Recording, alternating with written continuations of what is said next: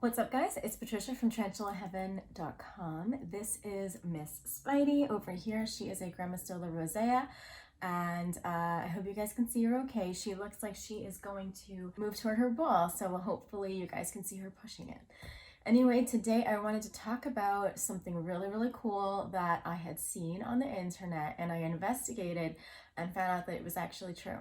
And this was actually related to a meme that I saw that I think most of us have seen at one point or another, but it's always good to do your research and to see if something's actually true before you necessarily share it or believe it. So it kind of relates to what I think a lot of newer tarantula owners are confused about when it comes to tarantulas coexisting with other animals. So a lot of new tarantula owners might think that putting 2 tarantulas or more in the same enclosure is a great way to save money as well as space in your home. And that's a really nice thought, but not helpful at all. There's nothing more adorable than seeing multiple tarantulas inhabiting the same space as far as observation. However, not many tarantulas can actually do this. It's actually incredibly dangerous to put a bunch of tarantulas in an enclosure. There are only a few species of tarantulas that are actually what we would call communal species, meaning that they can live with other tarantulas. Most cannot live together. These creatures are very territorial and need their own space. So if you were to put any non-communal tarantula in a tank with another tarantula, there is likely going to be a fight and unfortunately a death.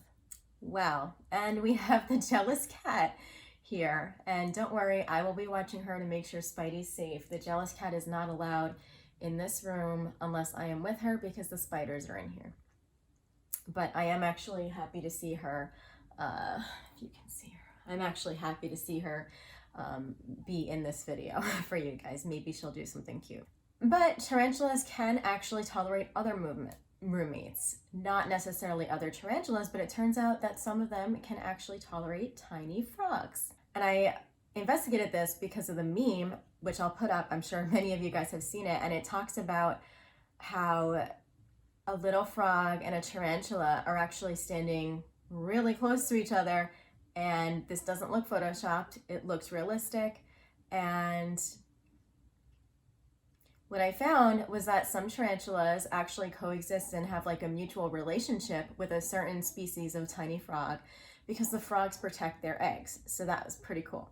So biology might call this relationship mutualism. I don't know too much about biology, but it's pretty much a back and forth relationship. And the tarantula may not even really be aware of this, but it seems like it's more instinctual than anything else.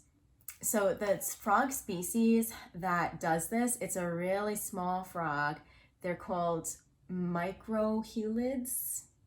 I'm probably not saying that right, but these frogs are only like a 1/2 inch to 3 inches big at the most. So they're really small.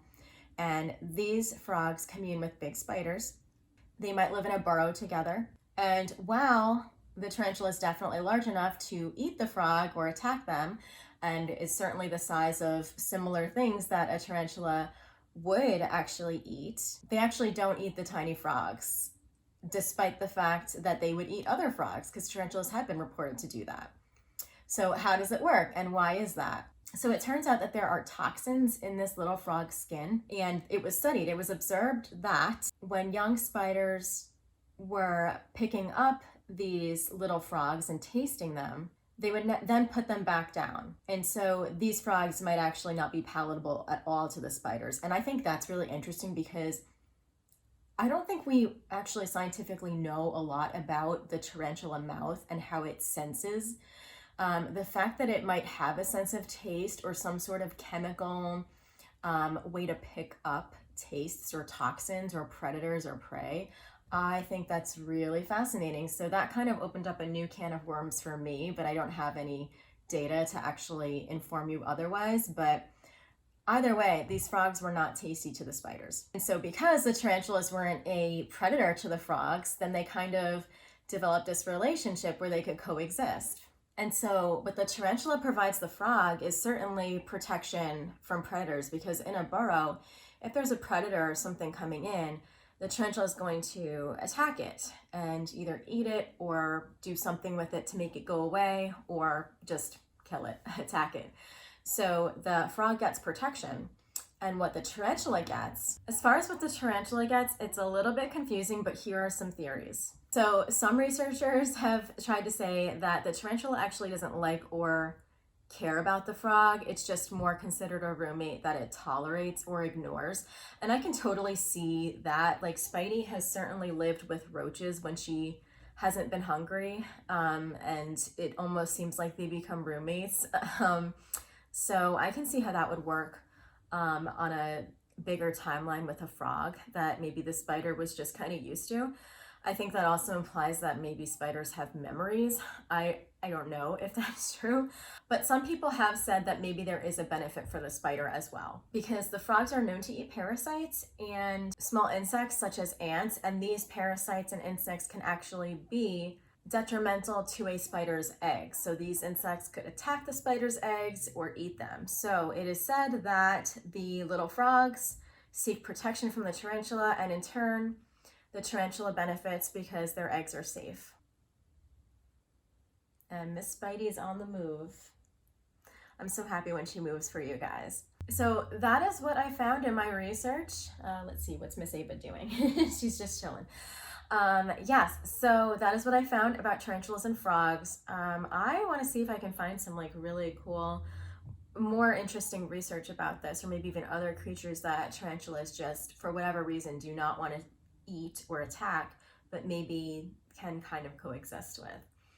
Anyway, guys, I hope you found that interesting. If you know any other like strange tarantula facts or things about how tarantulas coexist in their environment or with other creatures, please let me know. That is so much of what I'm interested in when it comes to tarantula research and spider habits. And I will see you next week for Tarantula Tuesday. Take care. Bye.